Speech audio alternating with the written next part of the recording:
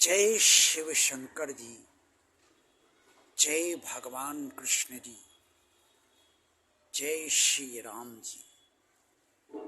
भगवान और आप चैनल के अत्यंत प्रिय भक्तों, आप सब कैसे हैं?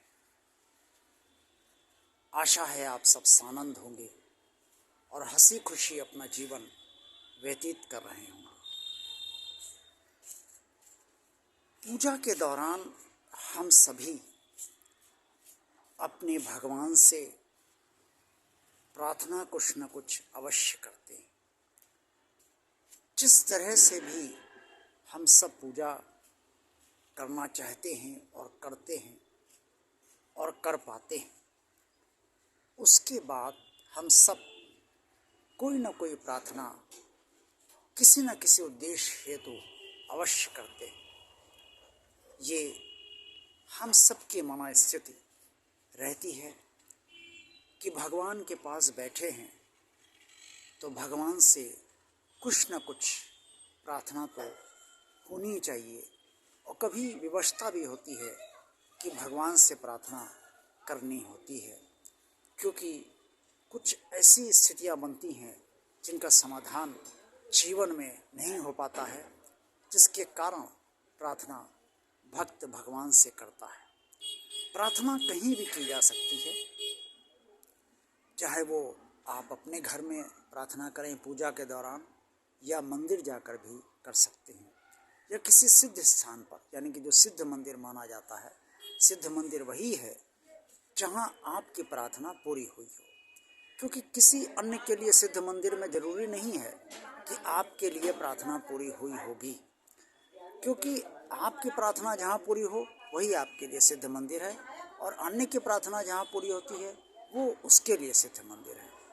इसलिए जहाँ भी आपकी प्रार्थना सुनी जाए और जहाँ भी आपकी प्रार्थना हो, वो प्रार्थना जो है आपकी स्वीकार होती है। इसलिए जो भी प्रार्थना आप करें वो कहीं भी कर सकते हैं, चाहे आप अपने पूजा स्थल पे करें या मंदिर में करें। लेकिन आपकी जो प्रार्थना भगवान से करते हैं वो प्रार्थना आपकी स्वीकार हुई है या नहीं हुई है, आपकी प्रार्थना भगवान ने सुनी है या नहीं सुनी है, ये आपको कैसे एहसास हो, ये जानना आपके लिए अति आवश्यक है। क्योंकि जब तक आप ये नहीं समझेंगे कि आपकी प्रार्थना भगवान ने स्वीकार की है या नहीं की है, तब तक आप व्यर्थ ही प्रतीक्षा करते रहेंगे कि आपने भगवान से प्रार्थना की है और भगवान ने आपकी प्रार्थना स्वीकार कर ली है और भगवान उसका फल अवश्य देगा। अब मैं आपको कुछ इस बारे में बताना चाहता हूँ, और इसलिए बता रहा हूँ कि आप इससे लाभ उठाएं और ये समझ सके कि भगवान ने आपकी प्रार्थना स्वीकार की है या नहीं की है। जब आप प्रार्थना करते हैं तो पूरे मनोयोग से करिए। पहले भगवान की आराधना पूरे मनोयोग से करिए, और उसके बाद भगवान से जो भी प्रार्थना आप करना चाहते हैं वो पूरे मनोयोग से करिए। चाहे आप घर में करिए, चाहे आप मंदिर में करिए, लेकिन करिए किसी एक जगह ही। घर में भी वही आराध्य आपका है और मंदिर में भी वही आराध्य आपका है। अगर आपका मन नहीं भरता है तो आप दोनों जगह प्रार्थना कर दीजिए। जो भी प्रार्थना कीजिए पूरे मनोयोग से करिए, और उसके बाद भगवान से यही कहिए कि वो आपकी प्रार्थना स्वीकार कर ले और उससे फलीभूत आपके लिए, या जिसके लिए भी आप प्रार्थना कर रहे हैं उसके लिए फलीभूत वो कर दे।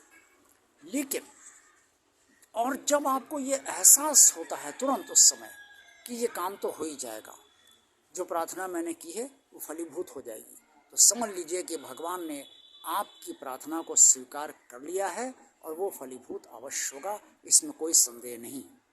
लेकिन जब आप प्रार्थना करते हैं और आपको कोई एहसास नहीं होता और आपको कोई ये अनुभव नहीं होता कि मेरी बात सुनी गई है नहीं सुनी गई है, या देखो क्या होता है क्या नहीं होता, मन आपका विचलित रहता है प्रार्थना करने के बाद भी, तो समझ लीजिए कि आपकी प्रार्थना भगवान ने स्वीकार नहीं की है। इसके क्या कारण है ये भगवान ही जानता है, आप नहीं समझ सकते, स्वयं मैं भी नहीं समझ सकता, कोई नहीं समझ सकता। प्रार्थना स्वीकार भगवान ने की है या नहीं की है, ये कब वो फलीभूत करेगा ये भी पता नहीं चल सकता है, अगर आप प्रार्थना भगवान ने स्वीकार नहीं की है तो, और अगर प्रार्थना स्वीकार की है तो ये तुरंत पता चल जाएगा, ये काम हो जाएगा और हर हाल में हो जाएगा। ये एहसास अगर आपको हो जाता है तो समझ लीजिए कि भगवान ने आपकी प्रार्थना को स्वीकार कर लिया है। अगर ये एहसास नहीं होता है चाहे तो समझ लीजिए ये आपका की प्रार्थना भगवान ने स्वीकार नहीं की है। और ये भी समझ लीजिए कि जब आप प्रार्थना करने के बाद बिल्कुल निश्चिंत रहते हैं और आपके मन में ये विश्वास बना रहता है, अंदर अंदर ये भीतर ये विचार उठता रहता है, नहीं काम तो हो गई, मैंने प्रार्थना की, काम तो हो गई, काम हर हाल में हो जाएगा। तो ये स्थितियाँ जो होती हैं वो ये बताती हैं कि भगवान ने आपकी प्रार्थना स्वीकार कर ली है और वो फलीभूत भी हो जाता है। लेकिन जब ऐसा ना हो, प्रार्थना करने के बाद भी देखो क्या होता है, प्रार्थना कर दी है अब देखो क्या होता है, भगवान से कह दिया, भगवान से कह रहे हैं, देखो भगवान क्या करता है। तो ये जो अनिश्चितता की स्थिति है यही बताती है कि भगवान ने आपकी प्रार्थना स्वीकार नहीं की है। या तो आप मनोयोग से प्रार्थना नहीं कर पाए हैं या भगवान ने इस समय आपकी प्रार्थना को फलीभूत नहीं करना चाहता है, कारण कुछ भी हो सकता है। इसलिए इस तरीके से आप अगर ये एहसास कर पाते हैं या कर लेंगे या कर रहे हैं तो आपके लिए बहुत अच्छा है। आप किसी प्रकार के भ्रम में नहीं रहेंगे और आपको पता चल सकता है कि भगवान ने आपकी प्रार्थना स्वीकार की है नहीं की है, और जिस उद्देश्य तो आपने प्रार्थना की है वो उद्देश्य आपका पूरा होगा या नहीं पूरा होगा। आज के वीडियो में बस मैं इतना ही कहना चाहता हूँ। आपको वीडियो अगर पसंद आया है तो इसे लाइक अवश्य कीजिए। भगवान और आप चैनल को आप सब्सक्राइब कीजिए, अगर सब्सक्राइब नहीं किया है तो ज़्यादा से ज़्यादा इस वीडियो को शेयर कीजिए। और कमेंट्स में जो भी आप कहना चाहें वो अपने कमेंट्स बॉक्स में अवश्य हमें अपने सुझाव भेजिए। जय शिव शंकर, जय श्री राम, जय भगवान श्री कृष्ण जी।